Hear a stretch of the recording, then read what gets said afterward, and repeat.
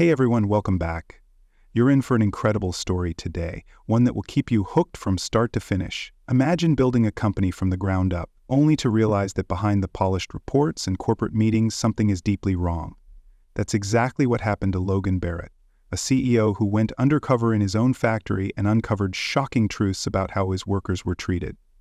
What he did next changed everything. Stick around, because this is a story about power, justice, and the true meaning of leadership. Let's dive in.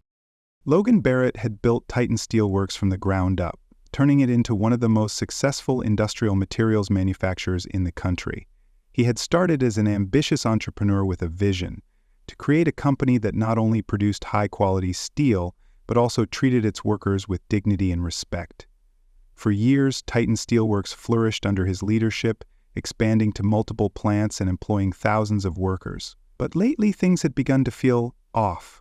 Reports from his regional managers showed steady production numbers and minimal issues, but other signs painted a different picture. Employee turnover had reached an all-time high, worker complaints had increased, and customer satisfaction was slipping.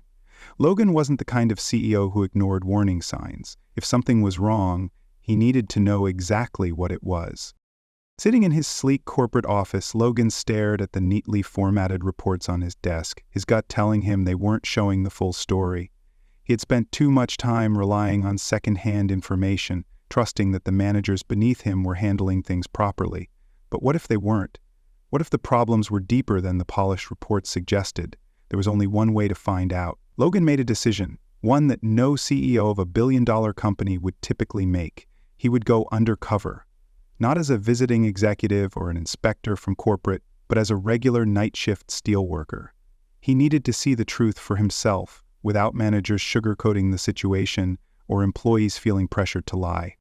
That night, Logan arrived at one of Titan's oldest and busiest steel plants, dressed in worn jeans, a faded t-shirt, and heavy steel-toed boots.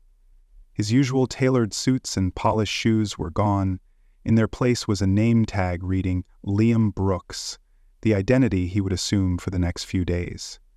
With a borrowed employee ID and a fabricated work history in the company's records, he had successfully disguised himself as a new hire. The moment he stepped onto the factory floor, he was hit with the intense heat radiating from the massive furnaces, the sharp scent of molten metal filling the air. Workers moved swiftly, their faces etched with exhaustion, sweat dripping down their brows as they pushed through the grueling night shift. No one recognized him, which was exactly what he wanted. To them, he was just another low-level worker trying to make a living. The shift supervisor, a tired-looking woman named Riley, barely glanced at him as she handed him a pair of gloves and a brief safety rundown. "Stay out of the way, don't touch anything until you're told, and don't slow us down," she said, her voice filled with the kind of exhaustion that came from years of being overworked and under. Logan simply nodded, gripping his gloves, as he stepped into the world he had unknowingly let deteriorate. If the uneasy feeling in his gut was right, he was about to uncover problems far worse than what the corporate reports had told him. As Logan adjusted to his new role on the factory floor, it didn't take long for him to see the cracks in the system. The Titan Steelworks plant was a well-oiled machine on paper, but in reality, it ran on overworked employees, neglected safety measures, and fear-driven management. His first few hours were spent hauling heavy steel sheets onto conveyor belts, the weight straining his arms as he struggled to keep up with the pace of the more experienced workers. No one slowed down for him, not because they were rude, but because they couldn't afford to. Every minute counted, and slowing down meant falling behind on their impossible quotas. The first major red flag appeared when Logan witnessed an interaction between Riley, the shift supervisor, and Derek, the plant manager. Riley was clearly one of the few people who cared about the workers, but her authority meant little under Derek's leadership. As Logan was stacking materials, he overheard an argument between them.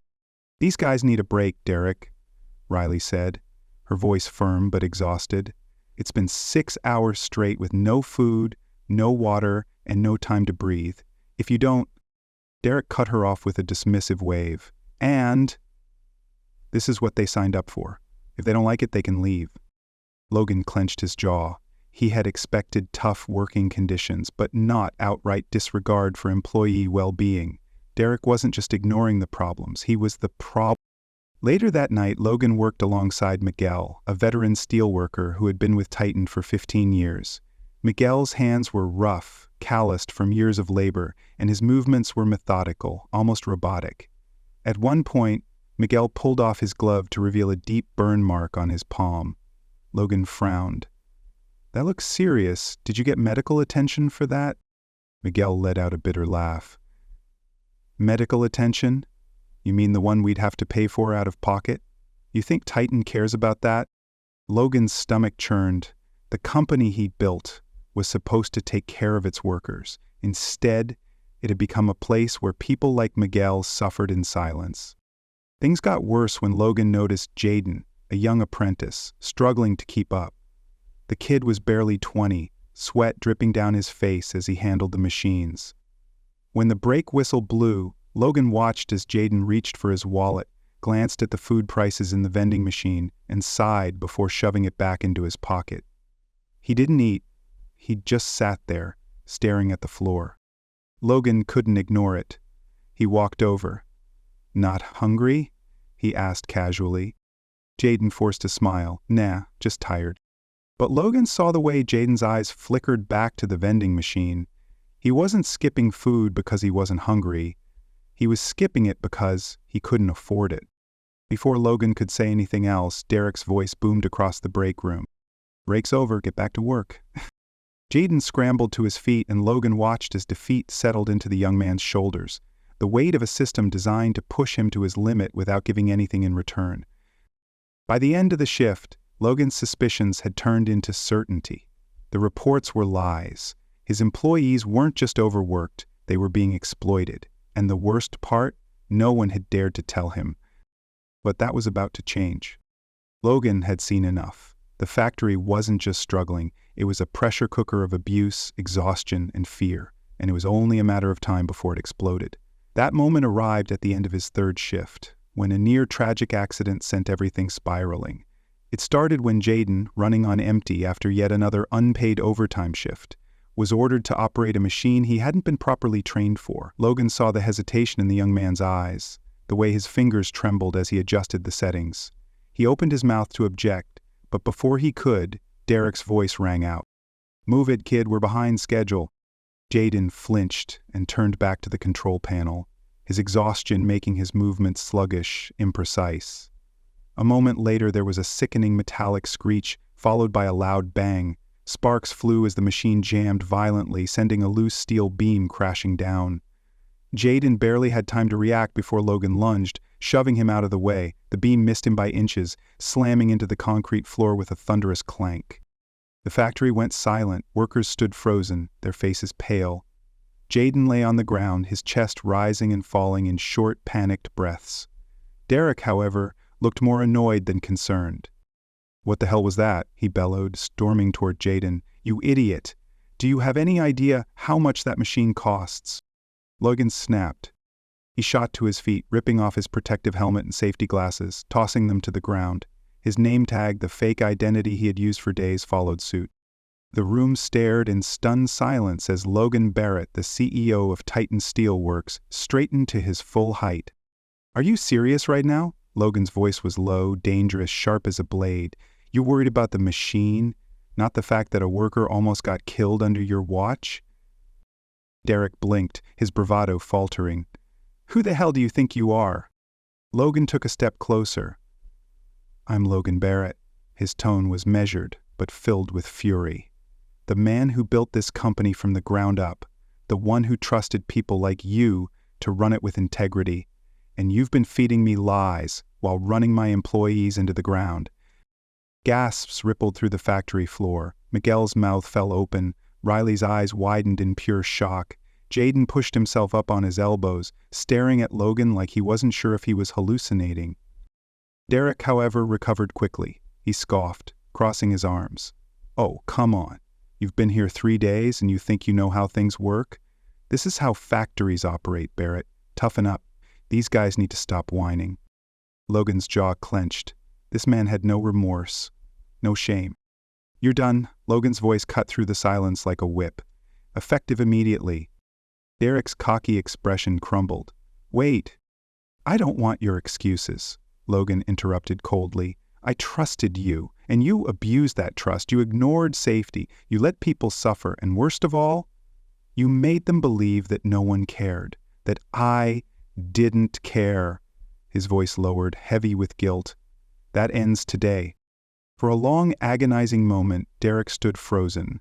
Then, as realization sank in, his face turned red. His lips moved soundlessly before he spun on his heel and stormed toward the exit. No one stopped him. No one even spoke. As the heavy doors slammed shut behind him, Logan turned back to the workers. They were still in shock, still processing. Riley's hand covered her mouth. Miguel exhaled a breath he'd probably been holding for years.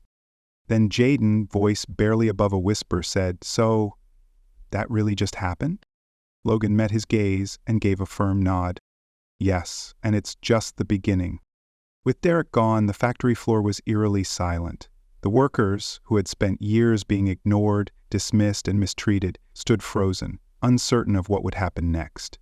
They had seen managers come and go, promises made and broken, but never before had the CEO himself walked into their world, let alone taken action. Logan could see the hesitation in their eyes, the ingrained disbelief that things would actually change. He took a deep breath and addressed them head-on. "I know you've heard speeches before. You've been told things would improve only for nothing to happen," he said, his voice steady yet firm. "I won't ask you to believe me. I'll prove it to you." A murmur rippled through the crowd. Miguel crossed his arms, skeptical but listening. Riley was watching closely, her expression unreadable. Jaden, still shaken from his near accident, stared at Logan as if waiting for the other shoe to drop. Logan turned toward Riley first. "From this moment forward, you're the new plant manager." Her eyes widened. "What?" "You care about your team. You tried to stand up for them even when you had no power. Now you do," Logan said. "If anyone understands what this factory needs, it's you."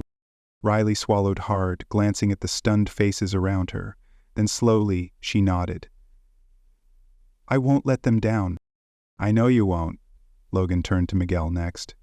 "You've been here for 15 years. You've seen the worst of this place and kept going. I need people like you to help rebuild. How do you feel about taking on a leadership role?" Miguel let out a slow breath. He had been pushed aside and overlooked for years, but now? The offer was real. If it means making sure these guys don't get screwed over again, yeah, I'm in. Logan nodded before looking at Jaden.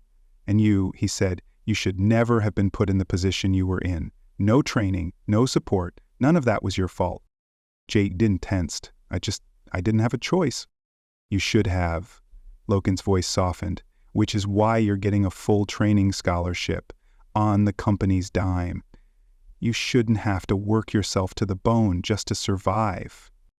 Jaden blinked, clearly stunned. "Are you serious?" "Completely." A long silence followed before Jaden's face crumpled, eyes glistening with unspoken relief. "Thank you," he whispered. But Logan wasn't done. He had failed his employees once, he wouldn't do it again. "I'm not just fixing this factory," he continued, turning back to the group. "I'm fixing this company. Effective immediately. Base wages are increasing. No one here should have to choose between food and rent. Overtime pay will be reinstated. No more unpaid hours, no more stolen wages. A direct complaint system is being implemented. If there's a problem, I want to hear it. No more middlemen covering things up. Safety measures will be enforced. No more cutting corners, no more putting profits before people." The factory floor erupted into a mix of stunned silence and murmured disbelief. This wasn't just small promises. It was a complete overhaul of how things were run. Logan exhaled. "I know it's going to take time for you to trust me again," he admitted. "But I promise you, this isn't just talk. You'll see it in the coming weeks." Riley looked at him, a small, cautious smile forming. "I think we already are." 2 months had passed since Logan Barrett tore off his disguise and tore down a broken system with it. Titan Steelworks was no longer just a company. It was a place where workers finally felt heard, valued, and respected. Walking through the factory now, Logan could see the difference in every corner of the plant. The atmosphere was lighter, no longer weighed down by exhaustion and fear. Workers moved with purpose instead of dread. Conversations were livelier, and for the first time in years, there was laughter on the floor. Logan made it a point to personally check in on the employees instead of relying on neatly packaged reports. As he walked, he spotted Miguel, now a senior operations supervisor, standing near a welding station, giving pointers to younger workers. Miguel, the once overlooked veteran, now had a real voice in shaping the factory's future. Logan nodded in approval before turning toward the break room. Inside, he found Jaden, who was grinning as he flipped through pages of a technical manual. His training program had started last month, and he was already on track to become a certified engineer.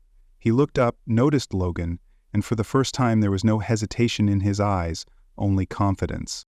"Hey boss," Jaden greeted him. Logan smirked. "You doing all right?" "Better than all right," Jaden said. "I used to think people like you didn't care." He glanced down for a second before meeting Logan's gaze again. "But you proved me wrong." Those words hit Logan harder than he expected. It wasn't just about fixing a factory. It was about restoring faith. His final stop was Riley's new office. Instead of a cluttered desk filled with ignored reports, it was a space filled with plans, worker schedules that actually made sense, and an open-door policy for employees. "Are you settling in?" Logan asked. Riley leaned back, arms crossed, but there was a lightness to her demeanor that hadn't been there before. "You know," she said, raising an eyebrow, "I'm still half expecting this to be some elaborate corporate stunt." Logan chuckled. "Fair enough." He folded his arms. "But it's not. This is permanent." She studied him for a moment before nodding. "Good, because I think we've got something worth protecting here." Logan left the factory that evening with a sense of peace he hadn't felt in years. He had built Titan Steelworks once before, but this time it was different. This time, it wasn't just about production numbers and market shares. It was about the people who made it all possible. As he drove away, the factory lights glowing in the distance, he knew one thing for certain: he would never let it slip away again. The story of Titan Steelworks highlights a powerful lesson. A company is only as strong as the people who run it, and leadership is about more than just numbers. It's about responsibility. Logan Barrett started his journey believing he could trust his managers to uphold the values he built his company on. Instead, he discovered that neglect and corruption had created a toxic work environment, where employees were overworked, underpaid, and unheard. The biggest takeaway is that leaders must stay connected to the people they serve. Logan realized that corporate reports and second-hand accounts can never replace first-hand experience. By stepping into his employees' shoes, he saw the reality of their struggles and understood that true leadership requires action, not just promises. Another key lesson is that change starts from the top. When Logan took accountability and removed the bad management, real progress began. Higher wages, fair treatment, and safety regulations weren't just policies. They were a commitment to valuing workers. In the end, Logan learned that a business isn't just about production and profit. It's about people. And when employees feel respected and supported, everyone succeeds.